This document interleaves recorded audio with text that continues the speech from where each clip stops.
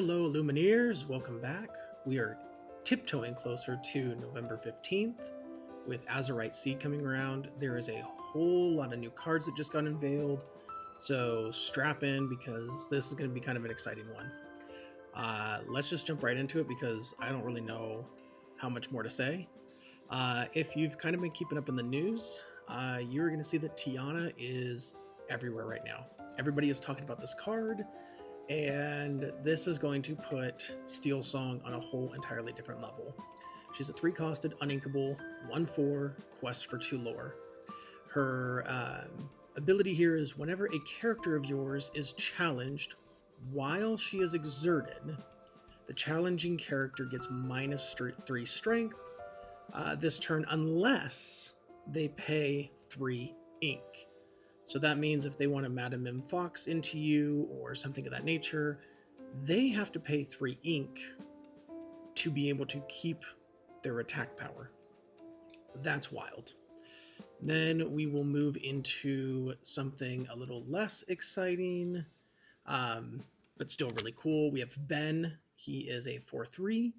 He does have support. So it's just cool. I like that they made him a card. So that's kind of all I have on him. Then we have Mr. Big. This is another one that's really controversial right now. A lot of people are talking about this. He cannot be challenged by characters with 2 or more strength. So he has to be attacked by a character that is a 1/1, or you have to use a song or an action on him to be able to banish him.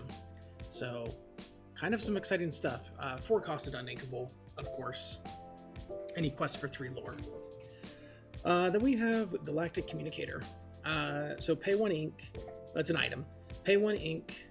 Banish this item. Return chosen character with 2 or less to the player's hand.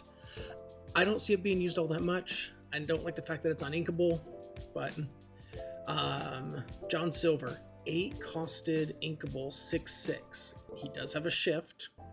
Resist 2 quests for 2.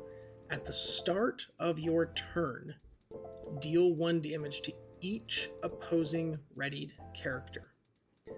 I think this is going to be a little bit bonkers. I am definitely going to be running this in my pirate deck. I think the John Silver that gets locations, additional lore, I think that's gonna be a great shift target for him. But I'm gonna be looking for like a lower cost shifted target, so I think that'd be really fun. Green Steel too, shifting him onto Morph, that could be another great idea. So just some fun there. And then we are going to pop into I'm Still Here. So our first song from Treasure Planet.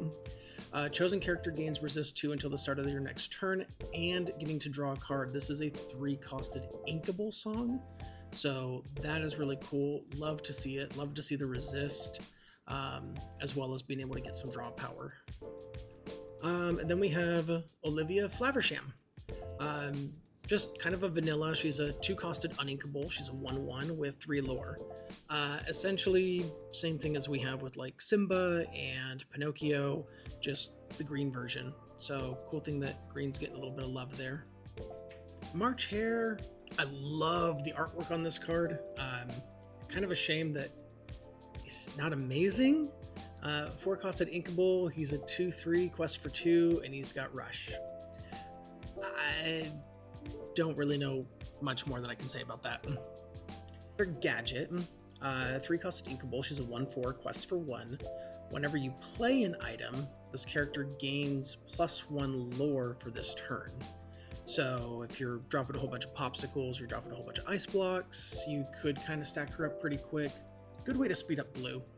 I can see her being played. I can. Now, interesting one, and I want to get your guys' opinions, so feel free, drop it in the comments. Genie, shift 5. Whenever you play a card, you may draw a card. However, at the end of your turn, put all the cards in your hand on the bottom of your deck in any order. I'm going back and forth on this one. I like it. I like the concept. I like the idea. If you can keep playing cards, cool. Like, that's going to be very, very beneficial. If you have no cards in your hand, it's going to be beneficial. But if you've got 4, 5, 6 cards in your hand, you've only got 4 or 5 ink, you pay whatever to be able to play it, and I don't really see... I like the risk equals reward. I'll put it that way. But let me know what you guys think. Kakamora, I apologize. I lost the translation for this one. It's a 7-costed, uninkable. He's 4/6, quests for 2. Hey guys, post-edit Rob here. Hope all is well. I found the translation. Sorry, while making this video. So ultimately, when the character quests, or when Kakamora quests, you may draw a card. If you do draw a card, you have to then discard a card from your hand. Discarding a card will do 1 damage to an opponent character or location. However, if you discard a pirate character, it will do 3 damage instead. So, kind of cool. Alright, Grand Councilwoman. 2-costed inkable, 1/3. Quest for 1 lore. Whenever this character quests, your other alien characters gain 1 lore for this turn. Kind of straightforward, right to the point. Aliens are a thing. Our first green legendary, 6-costed uninkable 6/3 Hercules, has Ward, quests for 2, and has an ability where if you pay 3 ink, you can deal 1 damage to chosen damaged character. Not a fan of it. If it had shift, maybe. If it had evasive, maybe. But I don't know. Other options. And then this one. This is a 1-costed inkable action. Chosen opponent loses 1 lore, gain 1 lore. The fact that this is a 1 cost is just kind of wild to me. Where Pirate's Life is a 6-costed sing together song. Being able to run 4 of these throughout your deck, just being able to slow your opponent down, speed yourself up.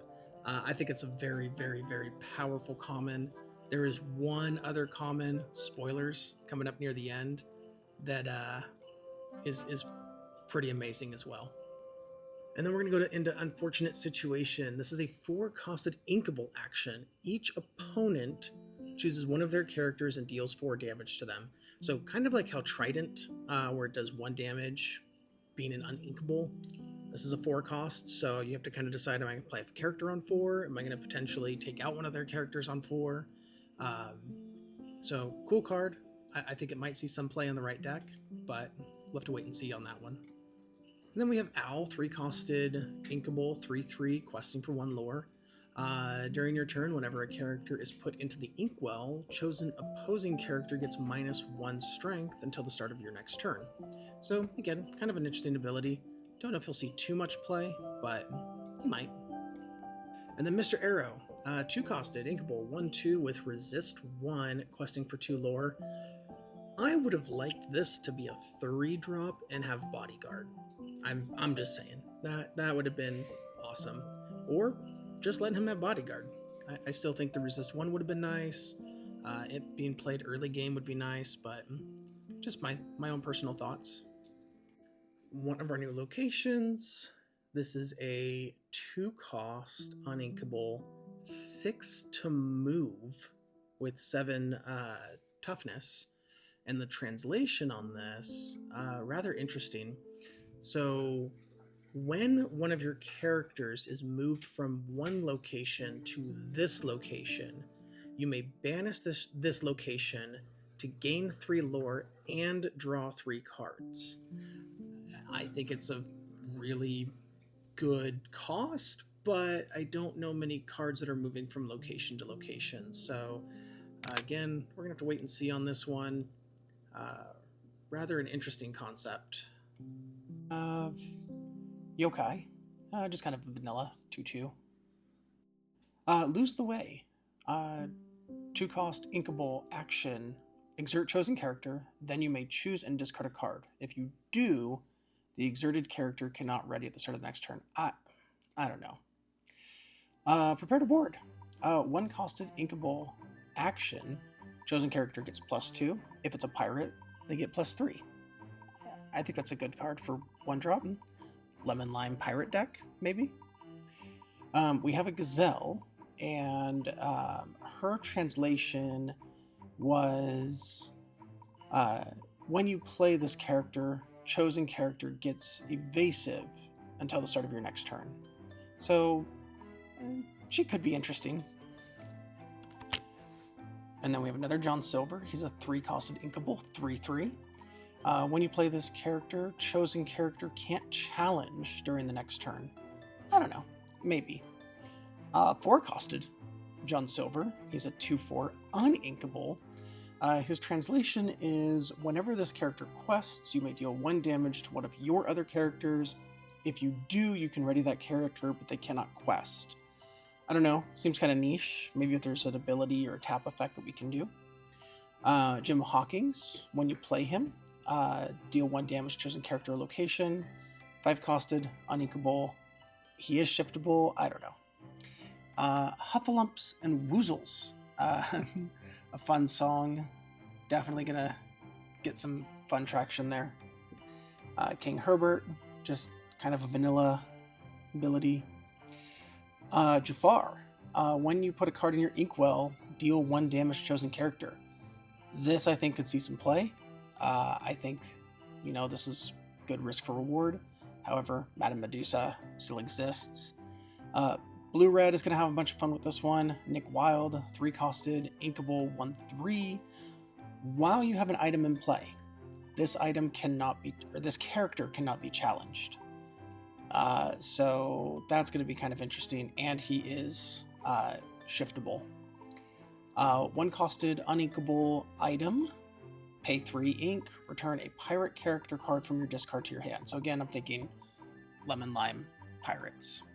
Mama Odie, I really thought that this was actually a card from set 4 and somebody was trolling me.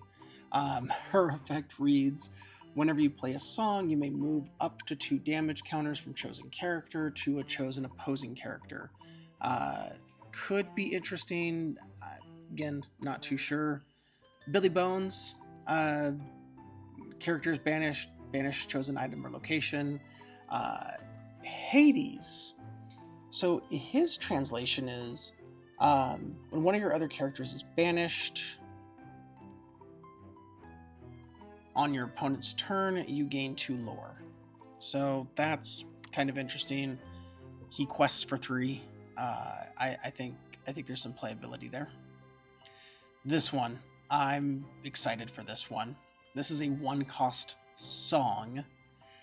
Translation comes out to,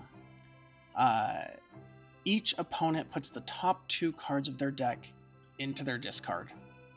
That is a 1-cost song. So that's gonna be wild. We have another Genie.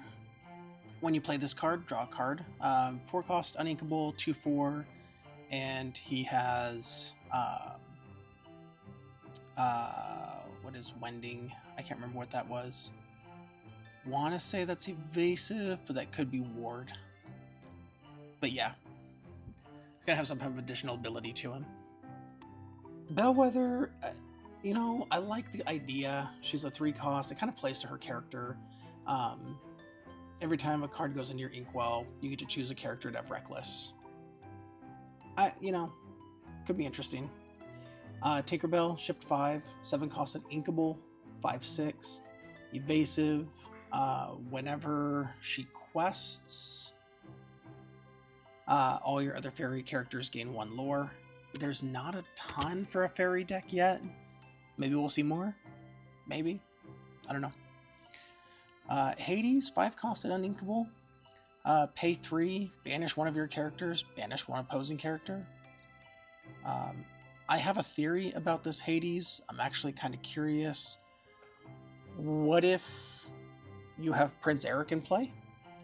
If you banish Prince Eric, does that mean you're essentially getting 2 characters for the cost of 1? Something to kind of tinker with there and see if we can make something work. Just an idea. We have the Mystical Tree. At the start of your turn, you may move 1 damage from chosen character to chosen opposing character. And if you have a Mama Odie there, you gain 1 lore. I don't think that's going to see a lot of play. Very, very specific. Pippo comes in with Rush and Evasive. Yes, that is goofy. A 5/5, 6-costed Uninkable. I think that could see some play. Juju, when you play this character, move 1 damage from one character to another opposing character. Again, we're seeing a lot of movement damage. Jasmine, whenever this character quests, each opponent loses 1 lore, so we're attacking lore again. And Scar, I'm not sure what to think on this one. It's basically a Teeth and Ambitions. He's a 5-costed Uninkable. So I just thought it was kind of fun. Take a moment, sit down, look at some of the new cards. I have some cool ideas for what I think is going to be really fun and playable. I hope you guys are enjoying the ideas, the concepts. I'm telling you, pirates are coming. It's going to happen. But yeah, as always, thanks for hanging out with me. I'll catch you guys on the next one.